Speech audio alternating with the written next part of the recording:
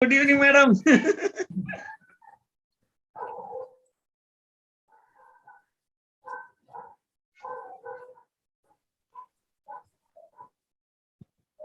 Long time we are seeing. Yes, yes. So when is our next Saturday is December, now we are postponed. Yeah, December 13, I think. That is okay. Amrita, you can start. Yes, sir. A very warm good evening to all present here. Please make sure that your microphone and video is mute throughout the session. A feedback form link will be provided in the chat box. Please feel free to fill the form and mention your requirement for the certificate in the same. So moving on to the session, a very warm good evening to one and all present here. I welcome all of you to the 84th Inter-Society Weekly Webinar Series talk. Today's talk is jointly organized by IEEE Kerala Section, the Institution of Engineers India Kerala State Center, Computer Society of India Trivandrum Chapter, Project Management Institute Kerala Chapter, Internet Society Trivandrum Chapter, Vakka Maulavi Foundation Trust Trivandrum, Life Member Affinity Group Kerala Section, IEEE Engineering in Medicine and Biology Kerala Chapter, the Institute of Electronics and Telecommunication Engineering. So today we have with us Professor V.R. Jisha Ma'am, PhD, Chair, Robotics and Automation Society, Kerala Chapter. Ma'am will be giving us a keynote on the topic, Robotics and Society. Now, I welcome Rosmi Johnson to deliver the welcome address. Rosmi, please. Yeah. Good evening, ladies and gentlemen. I extend a warm welcome to all at the 84th talk of Indie Society Weekly Webinar Series. The very first, let me appreciate each one of the attendees for your interest in exploring the opportunities even during this pandemic situation through Indie Society Weekly Webinar Series. This great venture, initiated by Indie Society, has been successfully coordinated for the past 83 talks with honored speakers, and today is not an exception. On behalf of all the attendees gathered here with utmost honor and privilege, I welcome renowned signature of the day, Professor Jisha VR, PhD, Chair of IEEE Robotics and Automation Society, Kerala Chapter, to the 84th talk of Indie Society Weekly Webinar Series. Welcome you, ma'am. Thank you. Much delighted, I welcome Chair of Indie Society Activities Committee, Kerala Section, Dr. Harendralal Sir, to the event. Welcome, sir. Next, I would like to welcome all the organization committees and office bearers to this section. Welcome all. With immense pleasure, next I would like to welcome the volunteers of today's section, Amrita, Gokul, Sumaya, and Aishwarya to this section. Welcome all. Once again, my cordial welcome to all to the 84th talk of Indie Society Weekly Webinar Series. Wishing all an insightful and fruitful webinar experience. Thank you. Thank you, Rosmi. Now I welcome Sumaya to deliver the introduction to speaker. Hello, am I audible? Yes, you are audible. Yeah. I welcome Professor V.R. Jisha, PhD.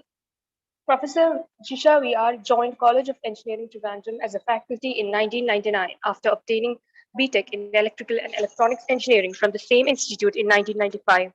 Subsequently, she acquired Masters in Control Systems from CET and PhD from Indian Institute of Science, Bangalore in 2012.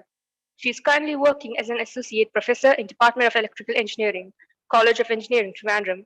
She has around 30 publications in international conferences and journals to her credit.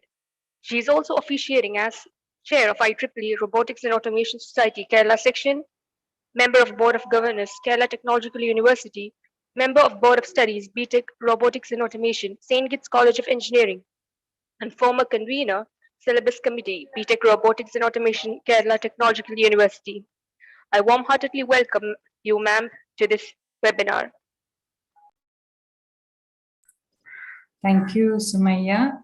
And good evening, one and all present here. It is indeed a great honor for me to join with all of you for this 84th session of Inter-Society webinar series. So this Inter-Society webinar series is considered as one of the prestigious events of IEEE Kerala Section. So in that way, I am really honored and humbled to be part of this Wednesday talk series. And I should say hats off to Harinder Lal sir and team for guiding youngsters of IEEE by coordinating these kinds of vibrant activities so that the youngsters will also be able to take up many initiatives like this. So with that introduction, so let me move on to today's talk. Let me share the screen.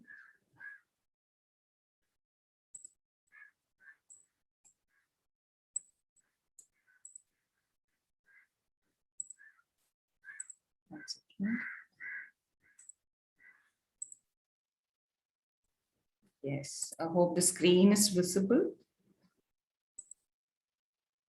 Yes. It is visible.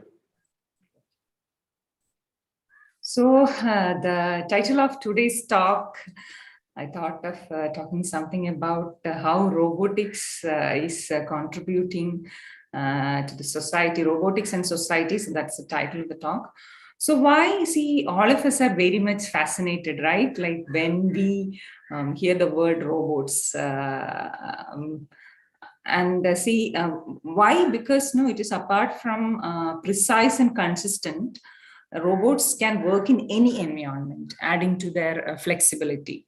And they can be used in dangerous jobs, that is in environments which are dangerous where humans cannot reach, right? And they are also capable of handling heavy payloads multiple times as that of human beings. So they can handle toxic substances. They can do repetitive tasks without any boredom, right? So maybe because of all these reasons, nowadays robots are being widely used worldwide. And it has attracted many researchers, right? Even though they belong to mechanical stream, electrical, electronics, computer science, no? People from many streams are working together to build robots which can serve the society. So I thought of taking you all through the current robot statistics. Okay, so the New World Robotics 2020 Industrial Robots Report, it shows a record of 2.7 million industrial robots. So 2.7 million industrial robots operating in factories around the world.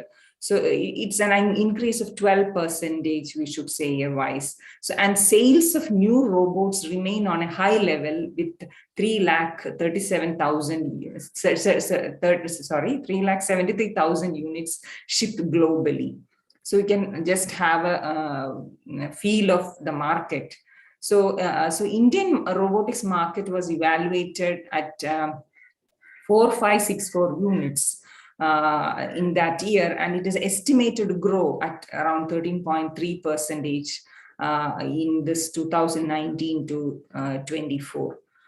So everywhere that is seen. So this is actually a picture of which kind of robots are being used worldwide. So if you look at this, see, this is the class of industrial robots, and this is a class of service robots. So industrial robots means they are all we call as robotic manipulators. Robotic manipulators means they are arm-like robots, okay? So which are mainly used in manufacturing industry. So you can just imagine car manufacturing industry or something like that. So industrial robots are basically human arm-like robots. And service robots means they are like mobile robots which are used in warehouses or automated guided vehicles, right? And the robots which are used in outdoor environments and all, no, they are all generally classified as service robots. So if you look at the count, you know, like the number of industrial robots that are dominating in 2015, as well as, see, it is in million, okay, $1 million market, it's the market. So, and see, by 2020, still, no, if you take the total count of robots, the industrial robot market is dominating, because no, mainly the robots are being employed in manufacturing industries, and in manufacturing industries we mainly rely on these kinds of manipulators for repetitive tasks. So see another picture of like number of robots country-wise.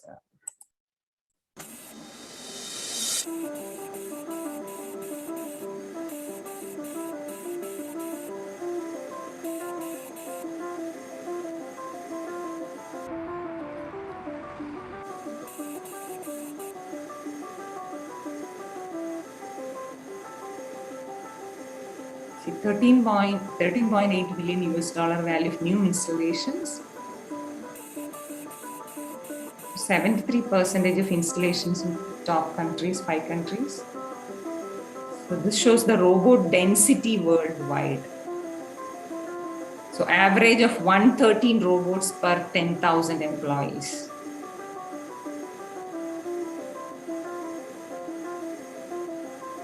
See, this is the statistics, robots per 10,000 employees. So if you look at this, no, like Singapore is leading with 918 robots per 10,000 employees.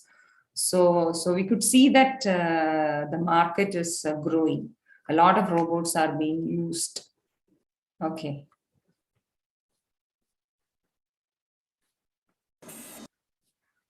So this is just a list of another list which shows the annual installation with the countries annual installation of industrial robots. That means robotic manipulators, arm-like robots in countries with the most installations. So in 2019, you could see that around 140,000 units have been installed, and in India around 4,300 units. So you could see we are in 10th place, but still in India also the count is increasing year by year. So looking at all these, we can understand that the market is experiencing significant transformation, with robots growing beyond the workforce of industrial shop floors. So even though in one snap I've shown that the industrial robots count are dominant compared to service robots, but nowadays, we are beginning to adopt the roles of personal assistants, then surgical assistants, delivery vehicles, autonomous vehicles, exoskeletons for rehabilitation purpose of paralyzed people or partially paralyzed people, and crewless aerial vehicles, and among many other uses. So nowadays, the market in this sector is also increasing compared to the industrial robot market. So this is just a class of robots other than the statistics showing class of robots other than robotic manipulators. So in this, we can understand that, see, the medical robots, the count, how the count is increasing from 2018 to 2023. Okay, so maybe the pandemic has also helped in the growth of robots in medical industries. And then logistic robots, also the count is increasing, and these are the ones used in field robots, which are the robots used in outdoor environments. So there's significant growth in the count of robots which are being employed in in hospitals and all. So which are classified as medical robots. This is another picture showing the change in human workers and robots since 2009. So if you look at this one, no, this one is actually the peach color one shows the manufacturing employment. That is actually the change in human workers. So if you look at this, no, in many countries, the change in human workers is actually in the negative direction. And see, this actually shows robots per 1,000 manufacturing workers. So in majority of the places, see, the count is dominant compared to like much higher compared to the number of human workers. Okay, so maybe in future, do we have to witness a picture something like this? Okay, so all the human workers will be replaced by robots. So will that be the future? Okay, we need to wait and see. So if you look at the COVID-19 scenario, we all have seen that as social distancing is to be practiced mandatorily, so this is one of the very good tools which can practice, right, the social distancing. And in many places, no, we'll be able to employ robots in COVID-19. So this is one of the robots which are employed in Kerala. So we can just have a look at this video. കേരളത്തിലെ പുതുസംരംഭങ്ങൾക്ക് കൂടൊരുക്കുന്ന integrated startup കോംപ്ലക്സിന്റെ കവാടം കടന്നെത്തുന്നവരെ സ്വീകരിക്കുന്നത് Asimov റോബോട്ടിക്സിലെ ഇവർ രണ്ടുപേരുമാണ്. കയ്യിലെ പാത്രത്തിൽ അണുനശീകരണ ലായനിയും tissue പേപ്പറുകളും മാസ്കുകളുമായാണ് robot സുന്ദരികളുടെ വരവ്. മുന്നിലെത്തിയാൽ ആദ്യം തന്നെ ലോകാരോഗ്യ സംഘടനയുടെ മുൻകരുതൽ വീഡിയോ കാണിക്കും. കോവിഡുമായി ബന്ധപ്പെട്ട സംശയങ്ങൾക്ക് സായാബോട്ട് മറുപടി നൽകും. How will I protect myself from coronavirus? Avoid close contact with other people's. Avoid touching your eyes. So this is actually a robot which was built by Asimov Robotics. And this is called Saya bots. So robots of this sort can be, we can use them widely in many places, right? Shopping complexes or industrial environments also, where instead of a security personnel, we can deploy these kinds of robots. So this is an example where in Kerala also these kinds of robots are being employed. So this is another scenario of wherein you could see ICU beds where frequently the doctors have to monitor the conditions of all the patients. So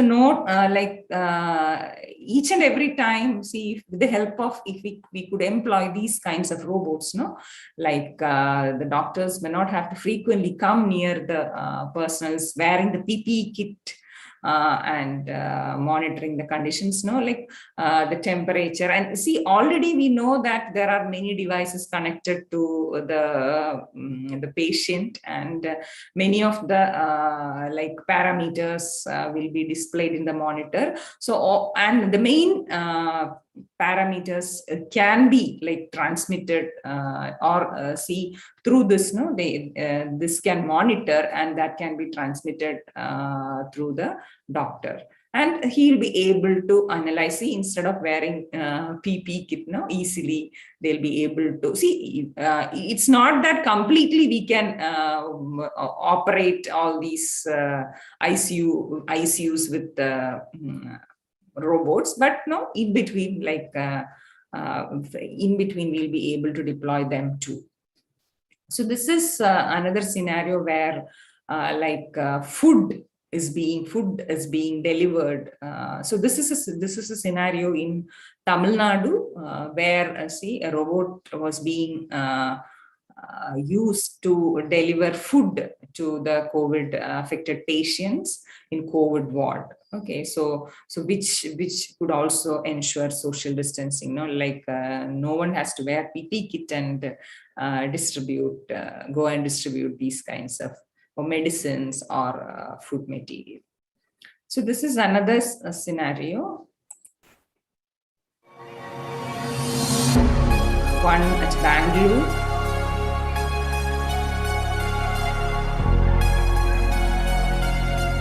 Hi.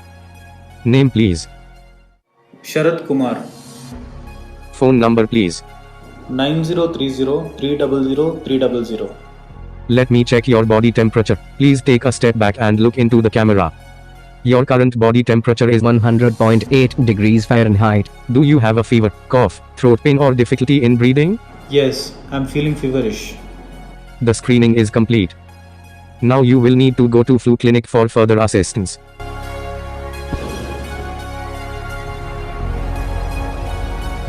Hi, Sharon. I see that you have fever with high temperature. Let me connect you to the doctor. How are you today?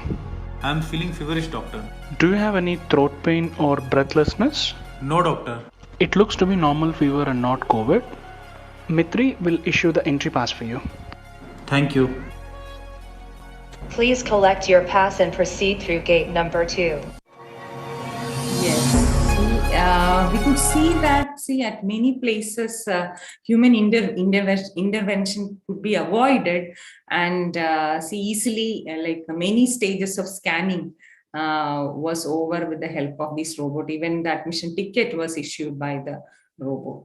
See how it is helping us.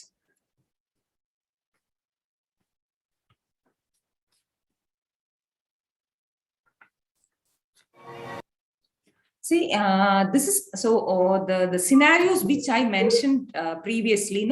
Those are all hospital scenarios. In the current context, current context. The applications of this sort, like self-driving home delivery system. So that will also be like one of the useful application, I should say. So which we can also try to adopt in future. So you can just have a look at this one.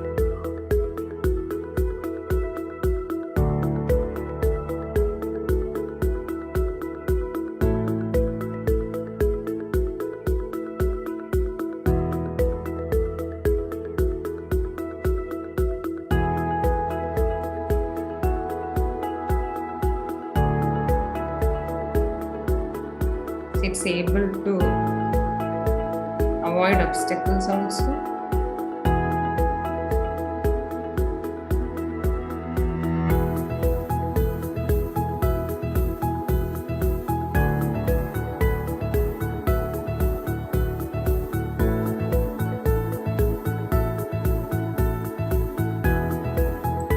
So it's reaching the destination, and see how easily delivery was of the package was happening.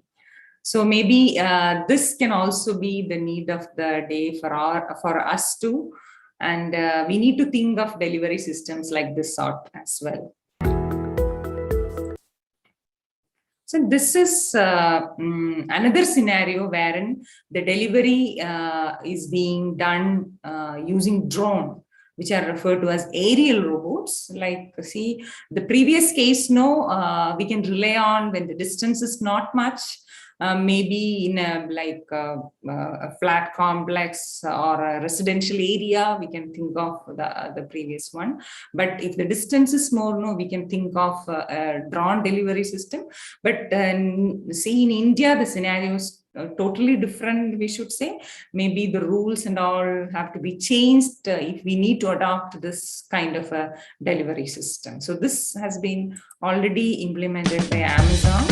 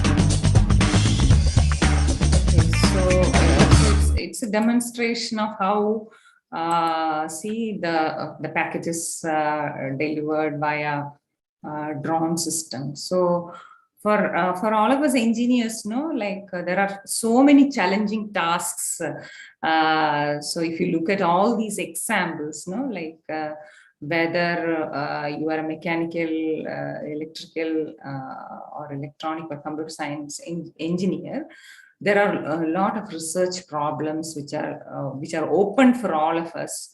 And there are many challenges in the mechanical design part, the actuator selection, the control part, the path planning, the guidance.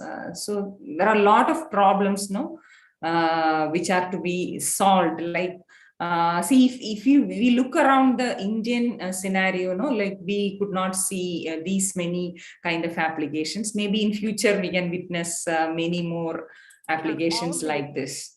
So this is a robot which is being employed for deployed for elderly care. So we could see that there is an increasing population with special needs. So this also we may be able to witness in future.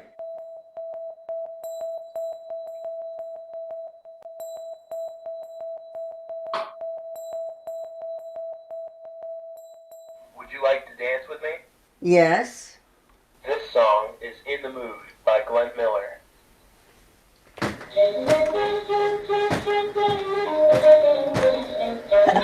Basically acting as a companion. What we wanted to do was design a robot that's easy to use. The time is 9:39 a.m.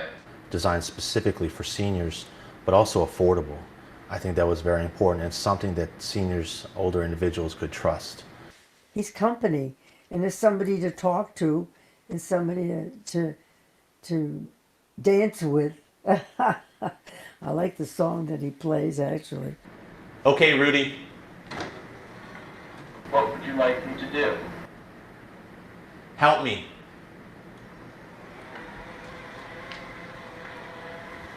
Have I reached you? Remember to take your morning medication, Anthony. We always had seniors involved, and every time we had some type of communication, we'd introduce it. Seniors would give us their feedback. Oh, we don't like this, we don't like that. We'd come in and change it. Okay. At an early age, I saw both aspects of it, and as I grew older, I realized we weren't the only family facing this problem. Let's go. There are thousands of families facing the same issue, most cases even worse, where they have a loved one that they're taking care of, and the cost becomes an issue. So we don't want to make decisions for them. We want to help them make decisions and really give the power back to them so that they can stay independent. Hi, good afternoon. So this is able to communicate with people who are far away, and they are able to, these kinds of robots are able to maybe deliver food and medicines also to elderly people, and also it's also giving company as well at times, and also reminding them of taking medicines as well. So the number of robots which are deployed for this elderly care is also being increased nowadays. You take your medicine? So in one of the slides, I have shown how the number of robots which are used in medical industry, or which I termed as medical robots, is increasing. And nowadays, roboticists have coined a term called health robotics, wherein the robotics associate or automation part, which is associated with medical industry, is termed like this, health robotics. So starting from consultation. So if you look at a video like one of the Fortis Hospital, the robot which was employed there in that video, the primary consultation, you could see that is being done with the help of that robot, right? and the initial diagnosis too, like the preliminary, the primary symptoms, no, the initial diagnosis too, also the robot is capable of doing. Okay, maybe at like if you think of adding more autonomy or artificial intelligence to the system, it will also be able to prescribe medicines as well. So maybe in future we can see these kinds of robots be used in for prescribing that too. And all of you may be knowing that nowadays in many hospitals, robots are being used for surgery also. Maybe initially many are hesitant because we are very much relying on doctors only, but no, that is for surgeries. Nowadays, in many hospitals, doctors are relying on that, but it will be assisted by doctors, not like 100% autonomous surgery. So that is one class where robots can be employed. And see, for rehabilitation therapy as well after surgery, so we commonly see that if we have a hand fracture or leg fracture, after maybe 2-3 weeks, we need to start physiotherapy, right? So for physiotherapy, initially generally we rely on physiotherapists for these kind of rehabilitation therapy. So which every time we won't be able to afford. So in that scenario, we can rely on the robots which are employed for rehabilitation, and they can train us maybe how our hands are to be moved or how our legs are to be moved, and we'll be able to recover faster. Right. So nowadays, many robots are being used for rehabilitation therapy as well, and many pandemic-related use cases, right, like sanitization, and some of the scenarios which I have already shown. See, ICU, the patients in ICU, monitoring of those patients, right? So all those can be so in that case also robotics plays a very good role. And in telemedicine also, that's already there. I think even Kerala government has introduced this kind of telemedicine system recently in Kerala when we were passing through a complete lockdown and all, right? So definitely there is going to be a boom in this industry, medical. So we'll be able to see many robots in medical robots or which are used for these kinds of applications. And see, what is going to be the future? See, because of the technological developments, we can see that the cost of robot will be declining, maybe approximately 10% per year. Because earlier, we have not seen now maybe you all are aware of a Roomba robot, which are room cleaning robots, right? Now it is available at affordable rates. Many of us are using that robot, but earlier, we were not at all aware of that. Maybe because of the cost, but the product price is decreasing, and within the next decade, we'll see specialized robots with vision and high precision dexterity, and there'll be drop in price for those kinds of specialized robots also. So along with reduction in cost, growing capabilities will make innovative uses of robots possible. So even though initially we will be hesitant in procuring these robots, in future we'll also be forced to buy these kinds of products, I think. So we'll see robots increasingly take on manual tasks in manufacturing, packaging, warehousing, and maintenance. So everywhere, we could see, we'll be able to see many more robots which are being employed. But maybe I can say that like in future, during our IEEE EXICOM meetings or IEEE AGMs, we could see these kinds of robots which are helping us in delivering tea and all. So I think maybe in 10-20 years, we'll be able to, the younger generations of IEEEans will be able to see these kinds of scenario, I think. So what are the challenges like when the number of robots are increasing, the human-robot interactions are increasing? There are many challenges coming up as well. So we need not forget that part of it, right?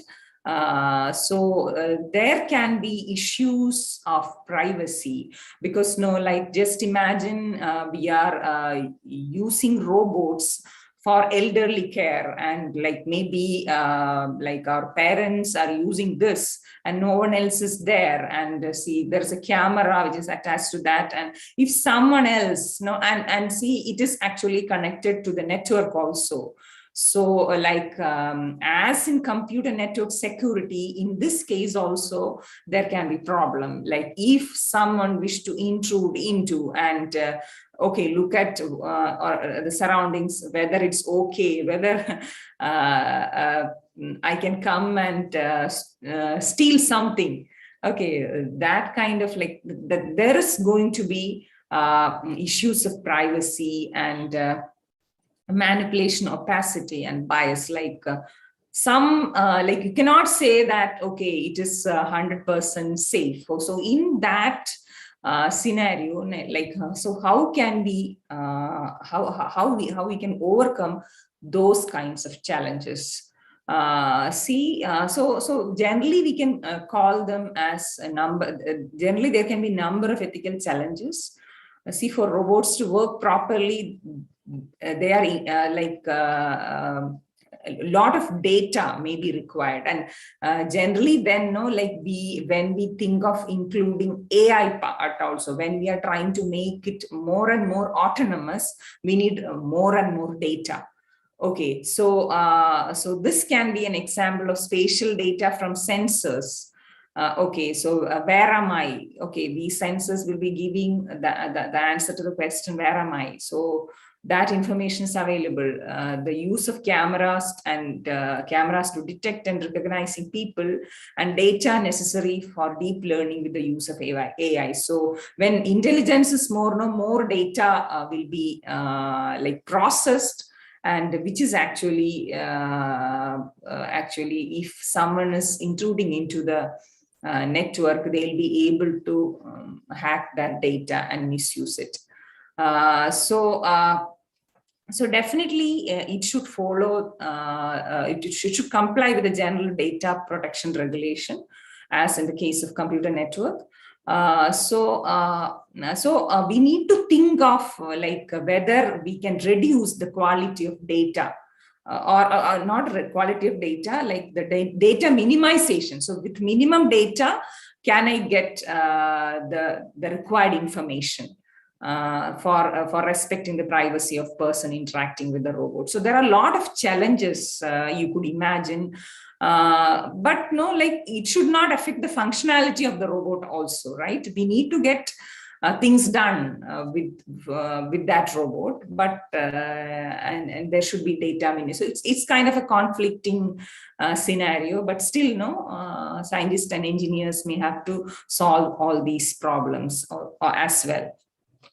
And what can be the answer to that? So we need to like pursue a responsible research and innovation. So the ethics must mandatorily be followed. But still, in every so everywhere we know that there are positives as well as negatives. So in this case also, like if someone purposely wishes to intrude into and steal data and try to harm you, that can happen. Okay, so but generally, like we are the masters. See, who's building all these kinds of robots? We are building them, right? We are providing intelligence to them. Okay, so what we can do is like, okay, if some kind of worst case scenario is happening, like, okay, some extreme conditions, okay, are happening, no, like definitely the stop button should act. That programming should be, that programming will definitely be there, especially in all these service robots, right? But no, like if there are people who wish to purposely intrude into, there can be problems. And there are potential research areas as well, like considering all these facts, right? See, anyway, in future, we are going to meet and interact with a lot of robots. But in the other side, no, like these kinds of ethical issues are there. We need to resolve all these, right? So even with the technological advances, but still robots are unable to match the depth and breadth of human perception. So still, no, a lot of work to be done. And significant challenges persist for more complex perception tasks, such as identifying objects and their properties in a cluttered field of view. Maybe in perfect environments, it will work, okay. But like in a cluttered environment, that may fail, okay. So therefore, an unstructured work environment can make these jobs less likely to be taken by robots. So unless scientists and engineers are solving those kinds of problems, still there'll be a lot of tasks which only humans will be able to take up. Okay, so this is one of the works which we took at CET. So this was an interdisciplinary project which was taken up by electrical and mechanical department of CET, which is referred as human operated exoskeleton. This is a kind of a wearable exoskeleton which can support partially paralyzed people. So just play that video. Upper limb paralysis is a leading cause of disability in India. Over 1.8 million Indians suffer from stroke every year, and at least 10% of all patients injured in road accidents suffer brachial plexus injury and spinal cord injuries. The physiotherapy needs of the patients are unmet due to lack of required number of qualified physiotherapists. So we did it in collaboration with the IC Force. See, Arshad is actually is a kind of semi-paralyzed. He's not able to move. The project started as a mini project by Arshad A. Samad and Menino Fruto of MTech Robotics and Automation 2016-18 batch. CET Center for Interdisciplinary Research later collaborated with IC Force to realize a final prototype. This exoskeleton can work as a wearable physiotherapeutic assistant for those who are suffering from upper limb partial paralysis disorder. It is having 5 degrees of freedom and it is controlled to sync with the natural movements of the user. So you could see that he's able to move his hand. Actually, no, he could move only a little bit, but using this, no. To make it wearable, 90% of all the parts were made using 3D printed lightweight materials. To start with, we tried to address the physiotherapy needs of one of the team members who was suffering from the brachial plexus. See, he was actually unable to lift his hand beyond a particular point, but using this, no, he was able to move it in a normal way. So definitely, no, these kinds of robots can be used for rehabilitation purpose. For partially paralyzed patients, no, like see what generally a physiotherapist does. So that kind of movements, no, initially the patient will be able to take up, and later, no, he'll be able to move his hand in a regular manner. Okay, so see one of the works which we took up. Plexus injury. And the last question, which I will ask everyone, is: will the robots take over? Okay, so what do you all think? So I would say that so even though like some experts are predicting that the robots could take over like more than 20 million jobs worldwide by 2030, a lot of like humans will be unemployed. But see, our cities are connected, our homes are becoming smarter and smarter, and our business is going to be more efficient. And but it will have the ability to change only subset of our world, and which primarily includes jobs in more structured and predictable conditions.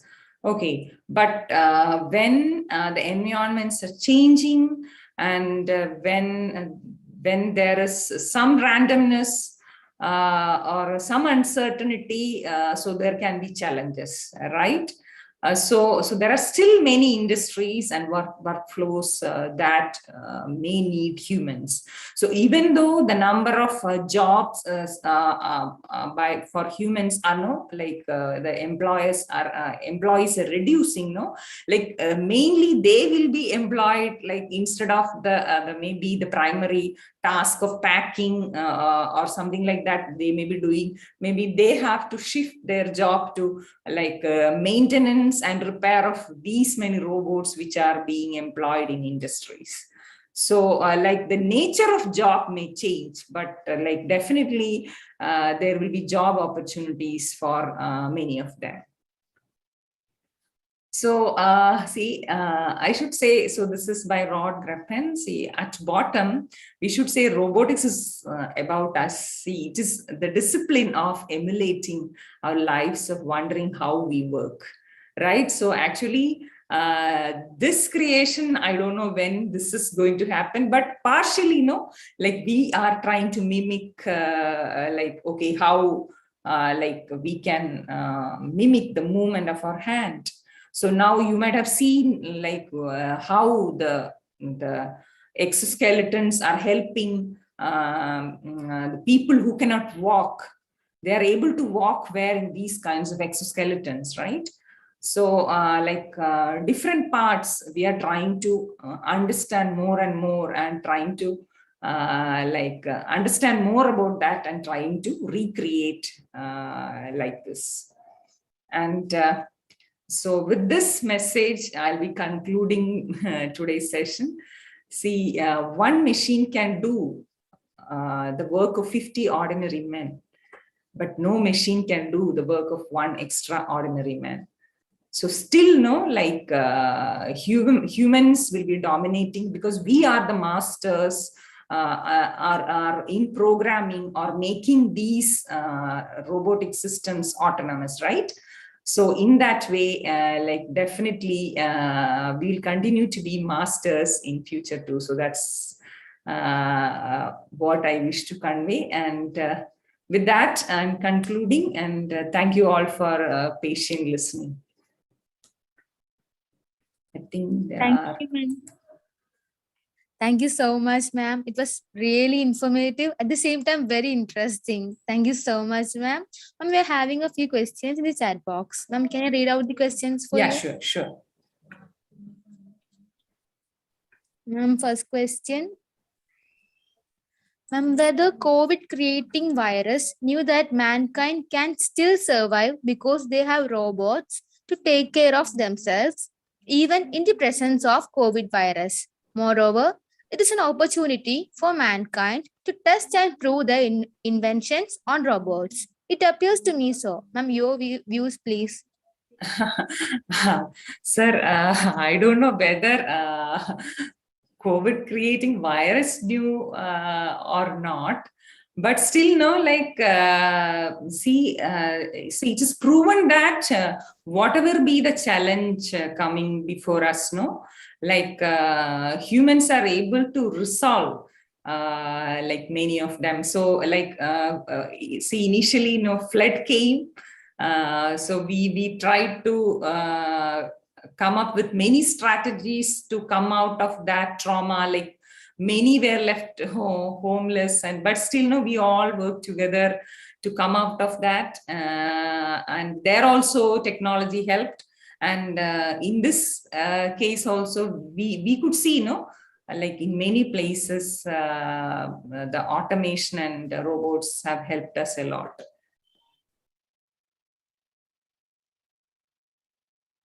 Thank you, ma'am. Ma'am, next question. Ma'am, what is the probability of robotics hitting back due to some malfunction? No, generally that will not happen, because like if we have to use these, so that it has to follow some industry standards, right? So definitely it has to follow some industry standards. So see, like there will be definitely double or triple layer protection mechanisms which will be available. So generally, when we are working with industrial robots, like only then see in the what will we say, the HMI, human machine interface, which we are using to operate a machine, like only if we hold two switches together, the machine will work. Okay, so only if one switch is on, the machine will not work. Okay, so definitely, if one fails, there will be a secondary mechanism, tertiary mechanism, which will be helpful to like stop all the actuating mechanisms or moving mechanisms.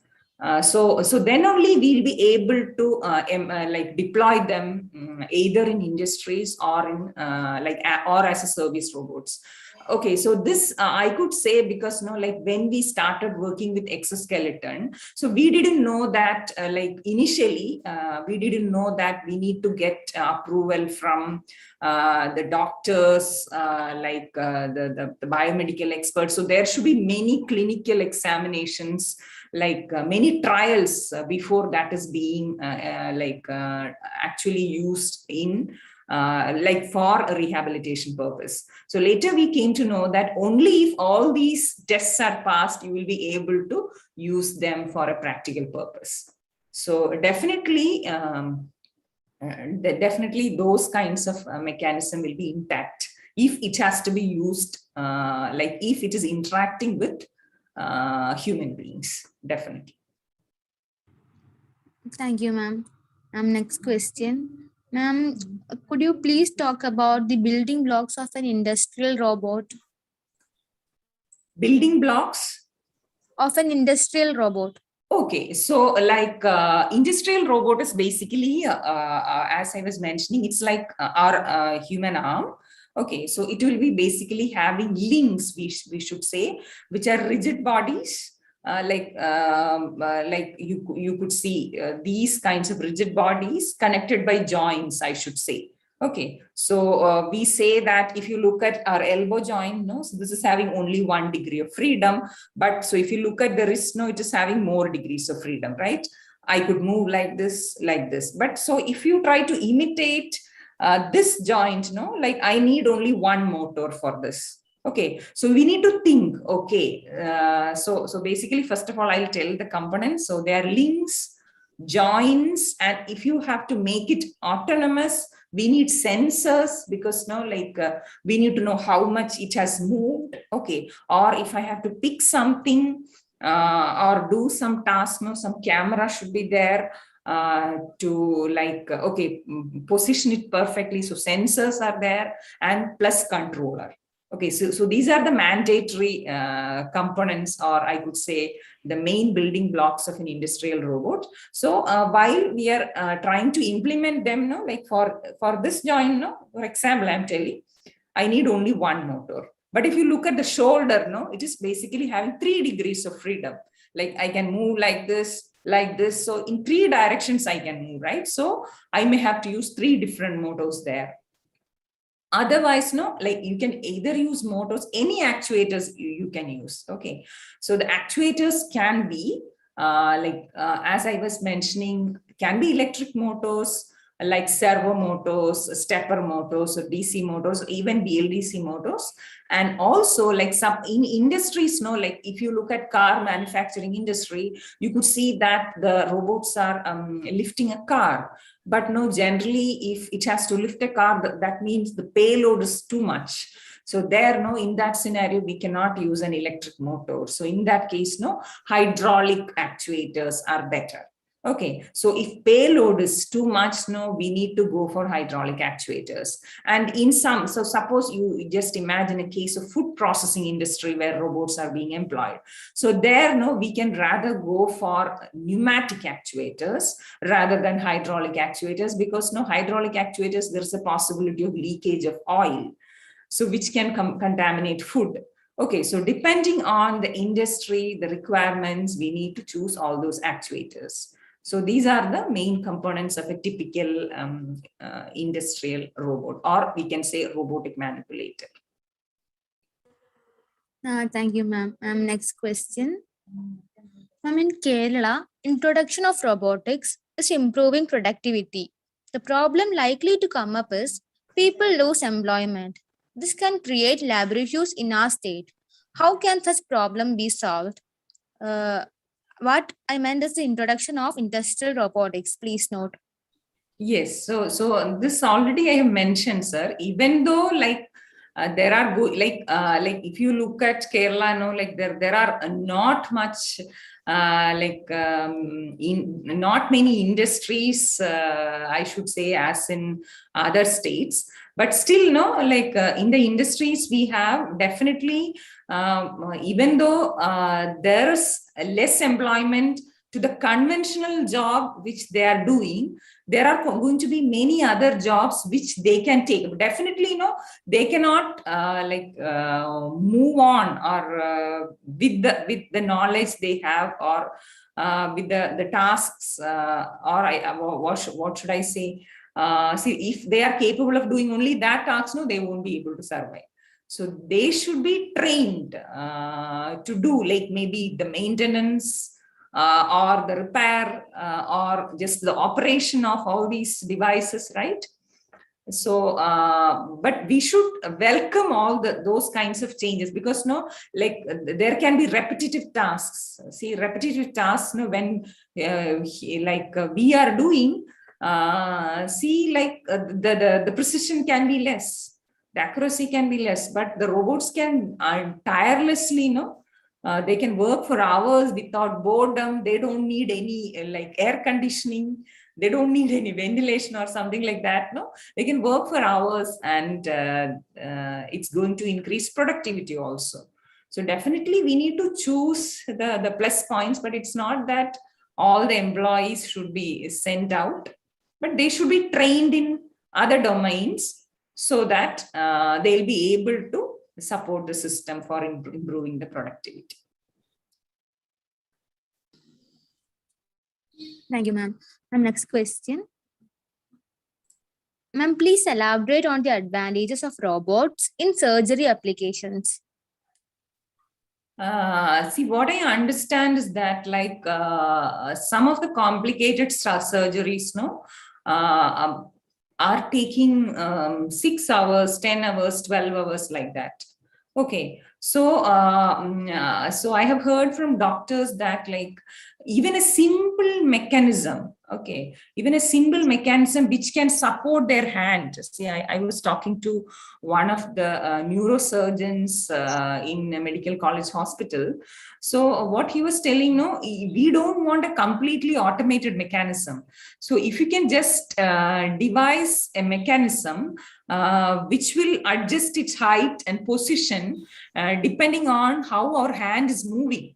Because no, everywhere, no, you cannot have a support system in just an operation theater. So even that kind of support, no, will support in automation part of robotics. Robotics part is going to help the surgeries. And coming on to the typical robotic surgeries. So some, I will not say that the complete surgery should be done by robots, but see, definitely if some part is automated, definitely it will be helpful for the doctors. It's going to be very tiring, because no, completely 6 hours, 10 hours, one has to concentrate on this surgery. No, it has to be done with such a care. So some of the repetitive tasks can be automated with the help of robots. It's not that we need to rely on robot for 100% of the time, but at least for some percentage of the time, if it can be supported, the efficiency of the doctors will also, because otherwise they are exhausted, they are tired.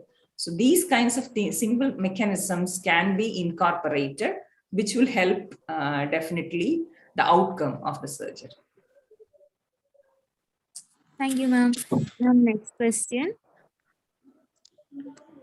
It's unfortunate that highway collision avoiding feature by proper warning, particularly at high speeds with inadequate braking distance to driver or providing driver to note those for split second and cause accident are not being developed and incorporated in automobiles.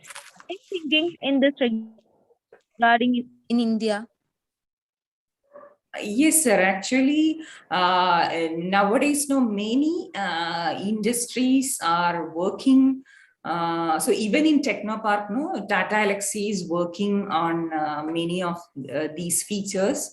And I know one another industry which is called KPIT. They are also working in these kinds of systems, wherein they are trying to make some parts or some tasks they are trying to automate, and so they are also trying to include these kinds of safety features so that accidents can be avoided. So many industries have taken up these kinds of like research problems, and they are working on it. It's not that it's completely not taken care of. People are definitely working on these kinds of problems, trying to automate. It's not even though fully automated vehicle, but still, so Tata Elxsi has brought a fully automated vehicle, but that is in controlled environment. And they are trying to, I think they have already implemented an autonomous parking system. They have already implemented, and these kinds of work is also happening there at Tata Elxsi. So that means many companies have taken up these kinds of problems. Thank you, ma'am. Next question. Ma'am, how to make a 3-axis CAM software for a custom process, a new process? No, you meant 3-axis robot or like how to make 3-axis CAM software? I didn't get the question. It's written that how to make a 3-axis CAM software for a custom process. Yeah, I could see that question. But if it's making a 3-axis robot, no, I can explain, but I don't know 3-axis CAM software. Like if you could elaborate, that will be good. Okay, ma'am, then we can move on to next question. And what are the projects currently going on in CET and funding agencies? Sir, actually, as we are having a new stream in robotics and automation, which is an interdisciplinary master's course jointly offered by electronics and communication, electrical and mechanical. We have students of these 3 streams mainly, and many have taken up good projects trying to automate vehicles and driving assist systems. There are many works which are taken up, but they are all in prototype stage, I should say, because we have started MTech just 4 years back, and the last two years, because of pandemic, we couldn't take up many hardware projects. But funding is nowadays not at all a difficulty, because we are getting, many of the faculty of CET are getting CERT funding. If even BTech students have taken up CERT funding, and for BTech students we can get up to 50,000 rupees, 50,000 funding from CERT, and for seed money, big research projects, we can get up to 2 lakhs from CERT. And in addition to that, like many of the faculty have taken funding from KCST and DST funding also. Many of the faculty are they have applied and they got funding also. So many of the many teams have come forward jointly, mainly interdisciplinary projects as well as like department projects, and they are getting funding too. And what we have done is we jointly worked with IC Force to come up with that exoskeleton project which I was explaining. Thank you, ma'am. Ma'am, next question. Is the robotic arm manipulator control automated, the CET project? No. It like even though we started we started the project in that way to make it fully autonomous. See, we couldn't complete that part. So what we did is so with some control key mechanisms, we try to move it. You might have seen in that video using joysticks. The arm was being controlled. And we actually plan to come up with motion intention detection also. Like suppose if someone is like semi-paralyzed, like he's trying to lift his arm. So with that, with the help of 4 sensors, we'll be able to understand like, okay, he's trying to move his hand up. So that motion intention is to be predicted, and in that direction, the arm is to be moved. Thank you, ma'am. Ma'am, next question. Ma'am, can you please comment on the risks of aerial robots proliferation?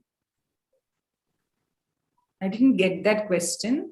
Please comment on the risks of aerial robots proliferation. Proliferation, I think. Okay. Okay. So see, currently, I think we are not allowed to, so we need to get special permission. So earlier, like some of our students have worked with drones and all. So they try to implement,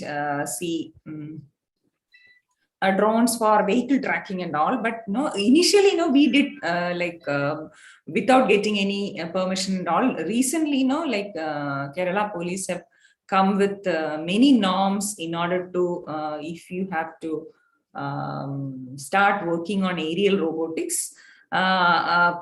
See, in that case also, so definitely if we have to use all these drones in a crowded environment, definitely many protective measures are to be taken.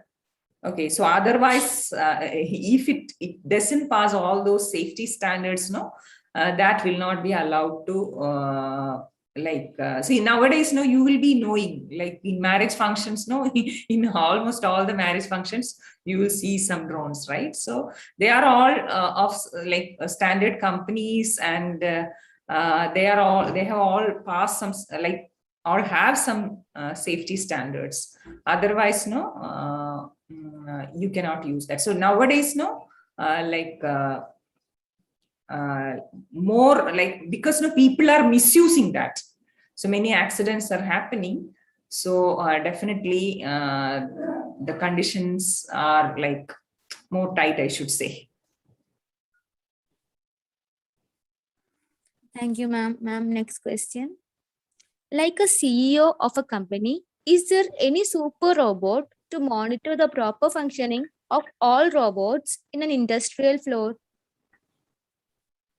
Definitely, yes. Is there any super robot? Is there any? Yes,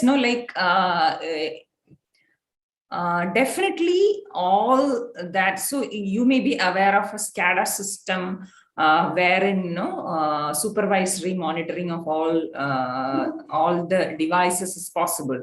Because from all, the status is monitored from all the sensors, right? So if there is some malfunctioning, or if how many robots are not working, how many are working, so all these status can be known with the help of sensors. So definitely, if you think of industries which are fully automated, there will be thousands and thousands of sensors, and this will be able to give the status. Okay, so based on the conditions, okay, suppose for robot number 15, none of the sensors are giving some readings, so that itself means that what? This robot is not working, right? So in that way, we'll be able to know that, okay, this is working or this is not working. So definitely status can be known. Thank you, ma'am. The last question. Ma'am, in extra high tension lines power, engineers do hotline maintenance. Will a robot can be engaged in such risky job in future? Yes, sir, definitely. I think we will be able to do that, but still, no, as aerial robots are highly unstable systems, it's not easy as in the case of a mobile robot or robotic manipulator, which are by default stable systems, but aerial robots are highly unstable system. Definitely in future, we'll be able to see aerial robots which are being used for those kinds of tasks. Thank you so much, ma'am. That was the last question. And thank you so much for answering all the questions beautifully and spending all your valuable time here. Now I welcome Aishwarya to deliver the vote of thanks. Aishwarya. Thank you, Amrita. Am I audible?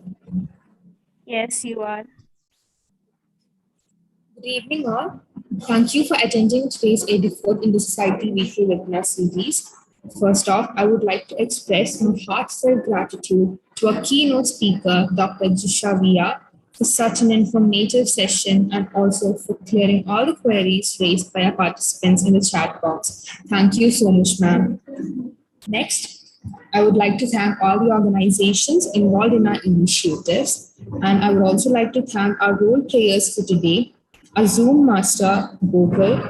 Our MC for the day is Ms. Amrita Arabin, Sumaya for introduction to the speaker, and Ms. Rosmi for the welcome speech. Thank you, guys. Last but not the least, I would also like to thank all the attendees present here for your time and cooperation. Hope you all had a wonderful time here, and thank you so much. Over to the MC. Thank you, Aishwarya. So this is our next 85th in the Society Weekly Webinar Series talk. The topic is Demystifying Maths, and it will be given by Dr. Arun Janardhanan, sir, PhD. So I welcome all of you to our next talk and see you all on next Wednesday. Thank you. The meet is officially dispersed.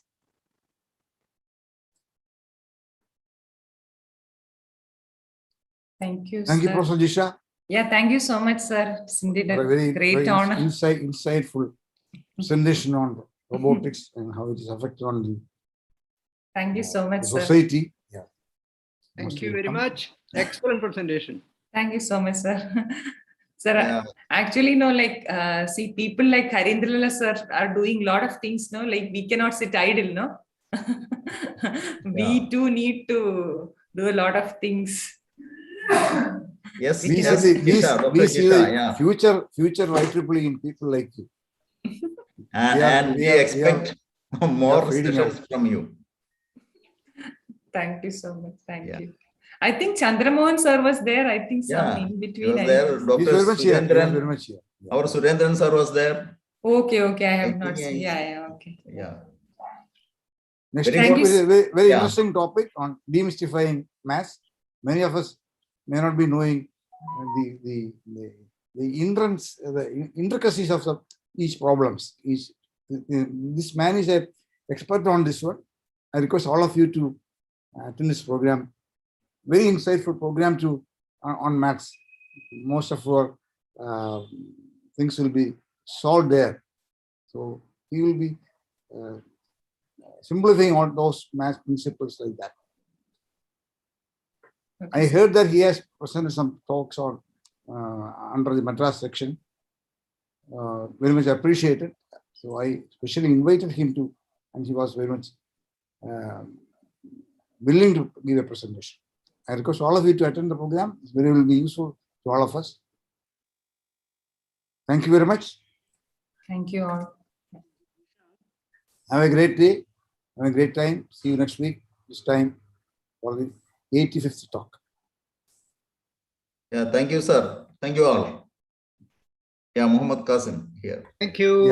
Yeah, bye. Thank you all. Yeah. Aishwarya, you may close it.